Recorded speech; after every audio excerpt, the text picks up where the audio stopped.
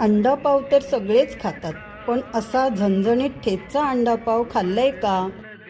सर्वात आधी तव्यावरती 1 चमचा तेल टाकूया, 1 चमचा जिरं, 2 हिरव्या मिरच्या, 7 ते 8 लसूण पाकळ्या, 10 ते 15 शेंगदाणे टाकून 2 ते 3 मिनटं छान परतवून घेऊया.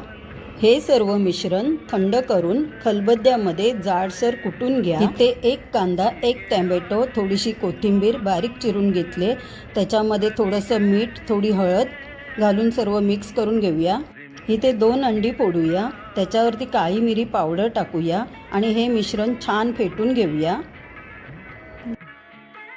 2 पाव कापून घेऊया. आता गरम तव्यावरती थोडा बटर टाकून 2 चमचे ठेचा टाकून परतवून घेऊया. फेटून घेतलेले अंडे ओतूया आणि त्याच्यावर कापून घेतलेले पाव ठेवूया. पावावरती थोडासा ठेचा लावूया. खालच्या बाजूने अंडं शिजले. आता आपण पलटी करून त्याच्यावरती चीज लावून घेऊया. आता हा अंडा ठेचा पाव मस्त दोन्ही बाजूनी भाजून घ्या. एकदा हा ठेचा अंडापाव खाल्लात ना तर तुम्ही साधा अंडापाव विसरून जाल.